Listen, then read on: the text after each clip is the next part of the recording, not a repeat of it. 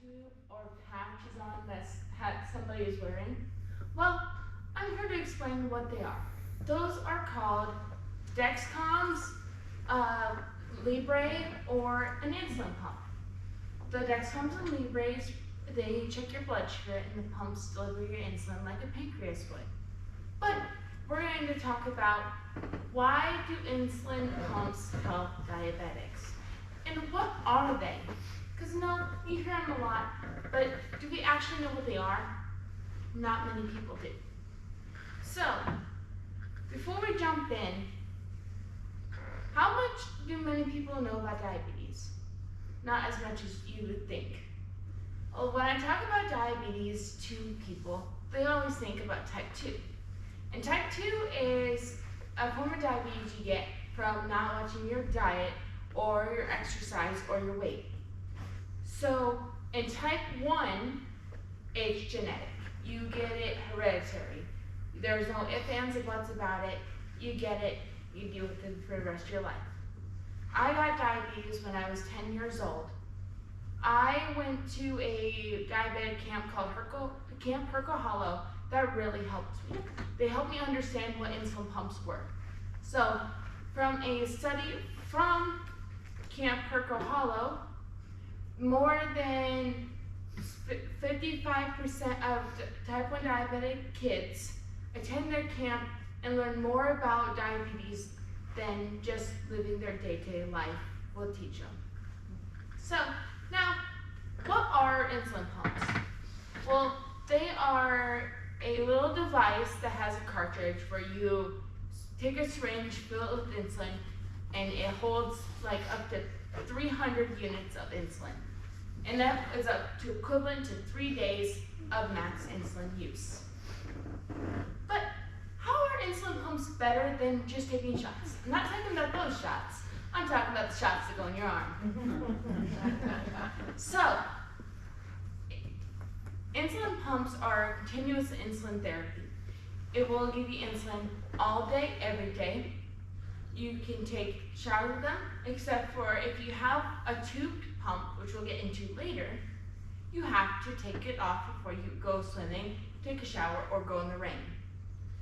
And I know rain is fun, but when you have an insulin pump that's connected to you, you can't just go out and frolic in the rain before taking it off. So, now that we know what insulin pumps are and how they help, let's go into the different types of insulin pumps. So, the first insulin pump we're going to talk about is the tandem, or aka the T-slump. So that is what it looks like. It is, we have the cartridge, which is the black part. That's where the insulin is stored. I can store up to 300 units in it at a time, which, like I said, is equivalent to 3 days, or 72 hours. This dome right here is the injection site. So it has the insertion site attached to it. It stays in your stomach, in your leg, on your arm, or even your back, but only a specific part. It has to be a fatty tissue. If there's no fatty tissue, your pump could lead to infection. And that is not fun. Trust me, I know. So the insulin will travel from the cartridge all the way through the tubing down to the insertion site. There's this little blue peg that you pull off, and that is where the needle is stored. So now we're going to talk about why some of the pros and cons about the tandem.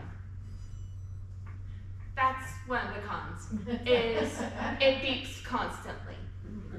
But with the tubing, it gives a continuous insulin. So with that, there's this setting on there called Control IQ. Control IQ will talk to my Dexcom, and I have Dexcom, which will read your blood sugar every 5 minutes in real time.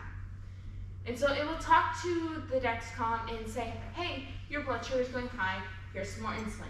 Just like a normal pancreas would do, but just not inside your body and automatically. So that pump is good for if you have memory issues.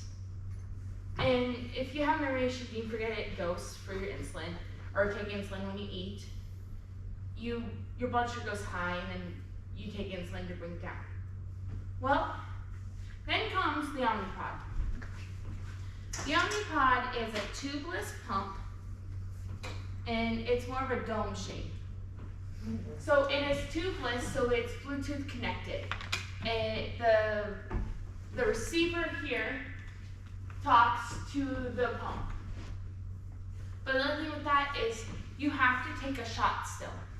That shot is called a long-term insulin shot, and it could be Lantus, Tresiba, and it stays in your body for up to 24 hours. So the only part you use that for is when you're eating. That's the only good part about it, other than it's tubeless, but it is a little big and clunky and tends to fall off more than the Tandem does. And now that we have talked about both those pumps and why they help, now let's review. Why we talked about why the insulin pumps are good for diabetics, how they help, and what are the different types. Now, what insulin pump would you choose? But promise me, don't become diabetic just to join the fun. Thank you.